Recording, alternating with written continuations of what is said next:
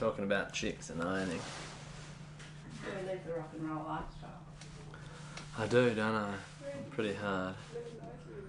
I think I had... No, not last night. The night before I had, I think, a glass of wine. I think it was a whole glass. Pretty full on. I was just like fucking tripping, man.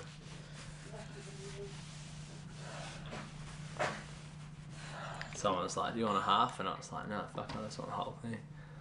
It's weird. Big night. You can't do that every night.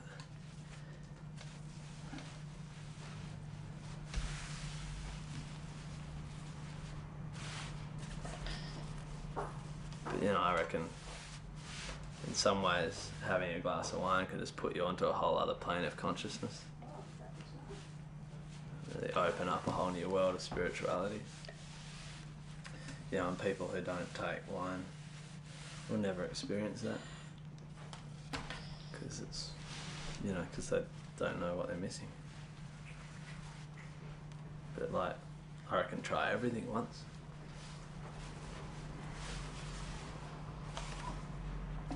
Like ironing, for example.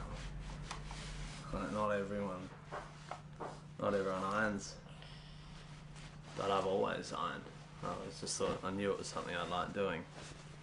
And you know, I know there's risks and everything, but life's a risk, you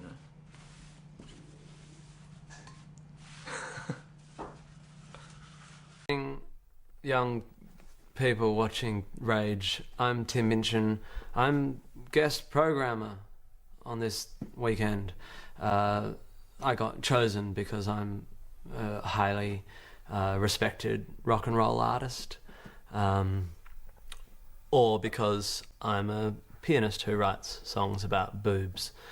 Either way, you should stick around for the next 5 hours while I play all my favourite videos until 4 o'clock in the morning, when you will fall asleep weeping with your hands in somebody else's pants, and I fall asleep crying in this lonely, darkened studio in the middle of the day at the ABC.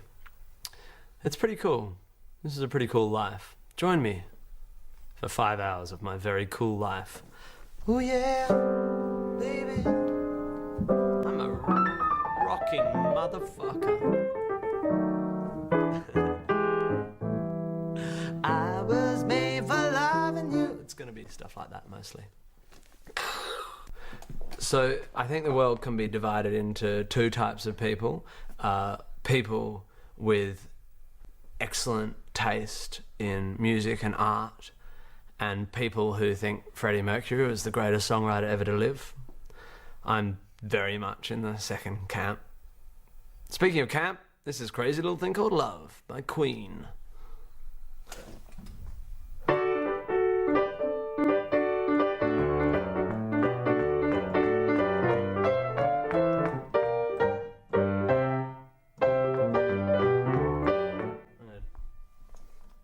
I'll just do that again. Too high. Again.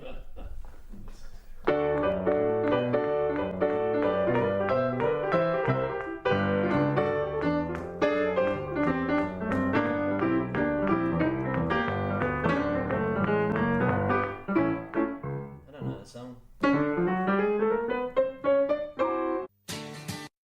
Hello, I'm Tim Minchin. It's nighttime and you're watching all the videos I like on Rage.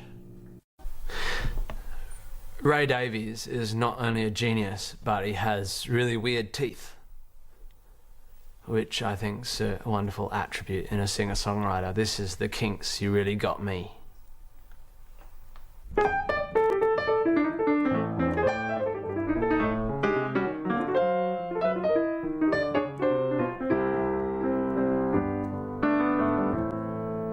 I'm Tim Minchin, and I am programming Rage this weekend. Don't go to bed.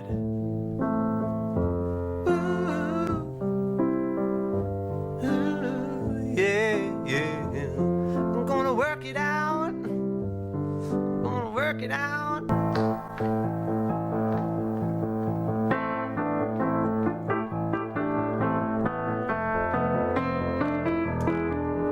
just thought this would be a good swing song.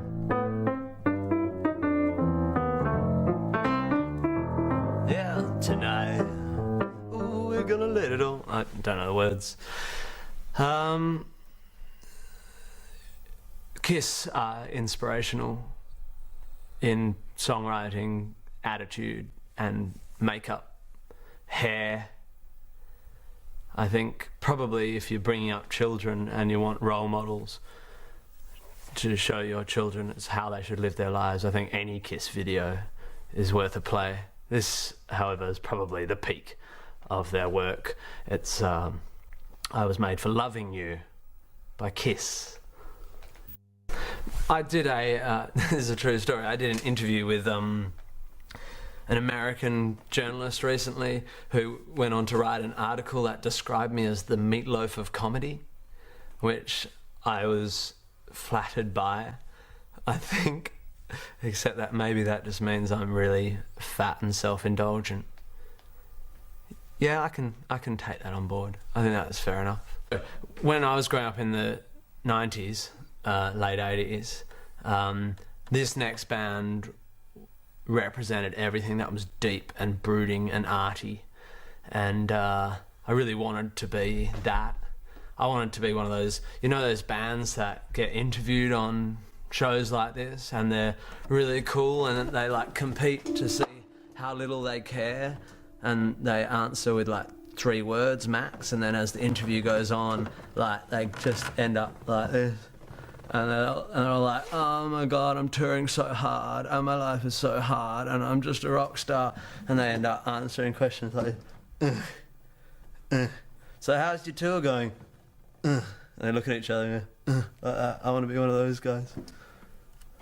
But I'm not. Jim Morrison was. This is The End by The Doors.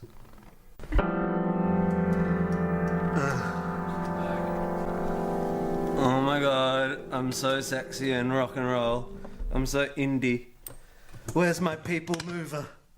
Where's my fucking people mover? Where do you go when you've had a band called Rage Against the Machine? How do you age with any honour? I've heard they're now touring again and demanding Taragos filled with icy orange juice. And I think that's good, because you can't be an anarchist forever.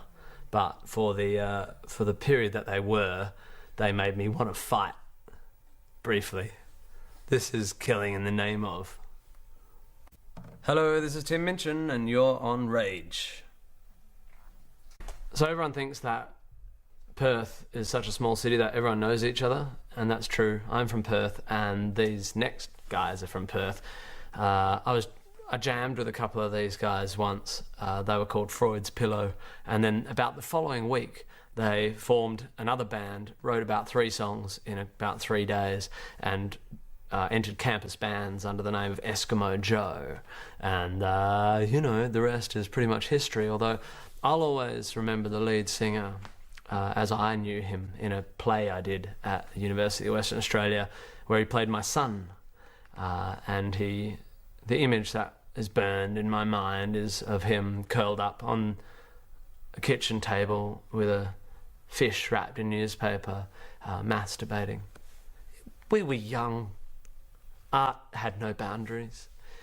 This is Eskimo Joe with a song that I think's about the west coast of Australia. It's called From the Sea. I think there comes a time in all art where issues of gender and sexual exploitation dissolve, and everyone comes together and agrees that there's just some really nice bottoms. This is Call on Me by Eric Prides. So I bet when Mrs. Cook was sitting in her lounge room and her son Norman was in his bedroom going, Fat boy Slim is fucking in heaven, a fucking in heaven. She was probably really proud, but even she probably didn't realise the massive heights her boy Norman would scale. This is Norman Cook, better known as Fat Boy Slim, right here, right now.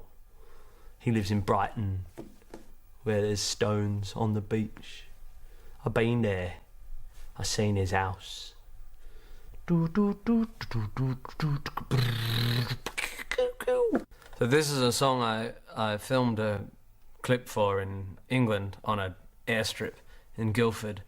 I wore a lot of different pairs of trousers that day, and I got to release a dove. After that, I thought, I can die now. This is Canvas Bags. I wrote it my very own self. I've been to cities that never close down, from New York to Rio and old London town. But no matter how far or how wide I roam, I still call Australia homophobic. I'm always travelling, but wherever I stay, people love Aussies, and they generally say they think we're kind, fun and funny, tall, tanned and toned, and a little bit racist, and a little bit homophobic. It's bad enough these poly assholes passed discriminatory laws. Now we're forced to dance the plebiscite jig. But on the upside, this plebiscite might enlighten us. At least we'll know exactly how many Aussies are bigoted cunts. Yay, stats! Woo! Someday we'll all be together once more, once they do their bloody jobs and just change that fucking law. Then Carrie can marry Sally and Ben can bone tone in the marriage bed in their Aussie home. So you can shove your cherry-picked Bible passage up your puckered bottom.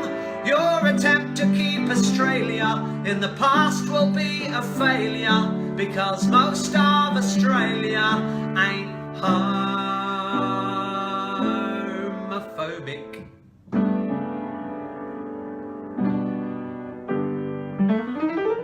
Called You Grew On Me, which is a love song, right? And it's a pretty simple premise, which you'll see when I play it, but I'm just trying to work out, I don't know where it's going to sit. I want to perform it really straight, and I'm just trying to work out whether I need to introduce it. Anyway, I'll show you what the start as it stands. It just goes like this. It grew on me like a tumor, and you spread through me like malignant melanoma. Now you're in my heart. Should have cut you out back at the start.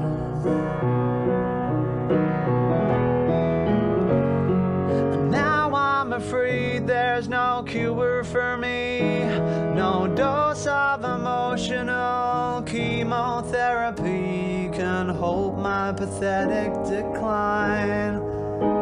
Should have had you removed back when you were benign.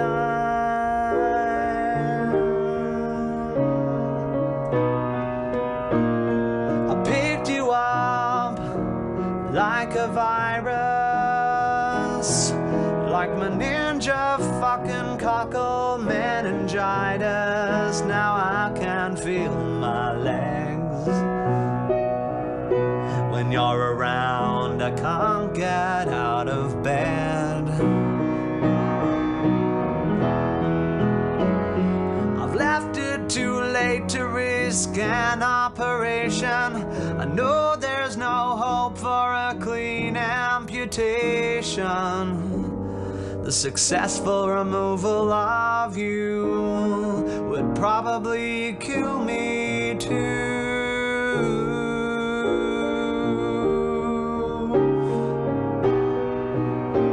You grew on me like carcinoma, crept up on me like untreated glaucoma. Now I find it hard to see. This untreated dose of you has blinded me. I should have consulted my local physician. I'm stuck now forever with this tunnel vision. My periphery is screwed. Wherever I look now, all I see is you.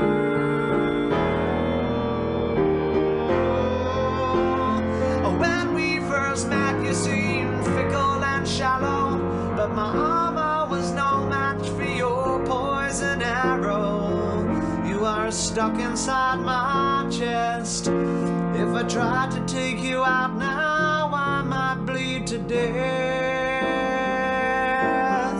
I'm feeling short of breath. You grow on me like a tumor, and you spread through me like malignant melanoma. I guess I never knew how fast a little mole can grow on you. This is, last week I promised everyone in this room that would be the only time I'd indulgently indulge in a serious song. You liar. I lied. This is Geraldine. She's going to help me sing this song written by Leonard Cohen, ripped off by Jeff Buckley, who drowned prematurely because he's a wanker, and sung most recently by, who's the dude who did it on Shrek? Rufus Wanker. No, that was actually John Cale. I thought it was Rufus. No, it was John Cale. Wasn't From the mate, Velvet mate. Underground. Come on, get your rock. Rock. Okay, let's drop into the moment now. Everyone in the room, dropping into a moment. Wanker. Wrong sort of moment. Wrong sort of moment. I love you. Shush now.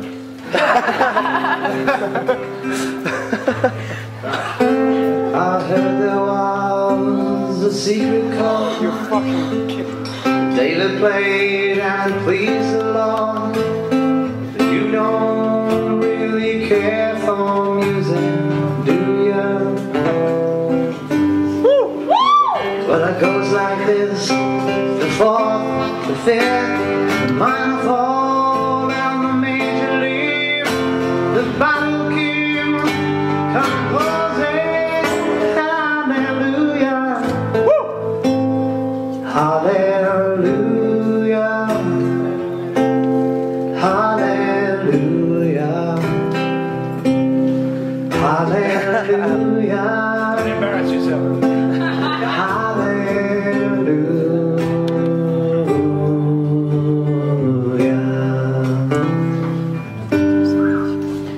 Well, your faith was strong, but you needed proof. You saw her bathing on the roof, her beauty and the moonlight overthrew you. Well, she tied you to her kitchen chair. She broke your throat and she caught your hair, and from her lips she drew hallelujah. Hallelujah.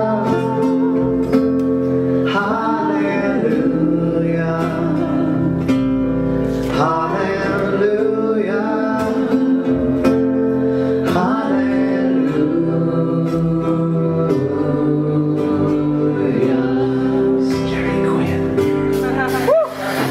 Baby, I've been here before. I know this room and I've walked this floor.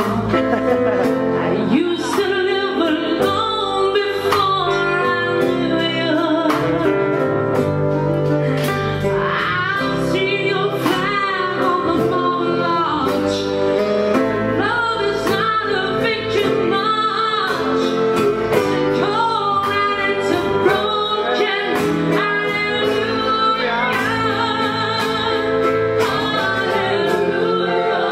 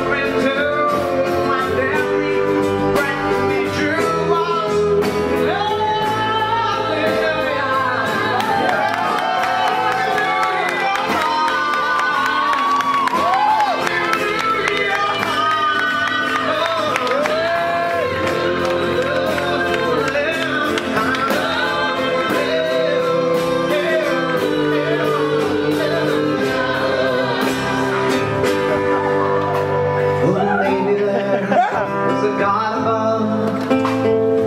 But all I ever learned from love was how to shoot somebody who outdrew you. But it's not a cry that you hear at night. It's not someone who's seen a light. It's a call down in the subway. Hallelujah.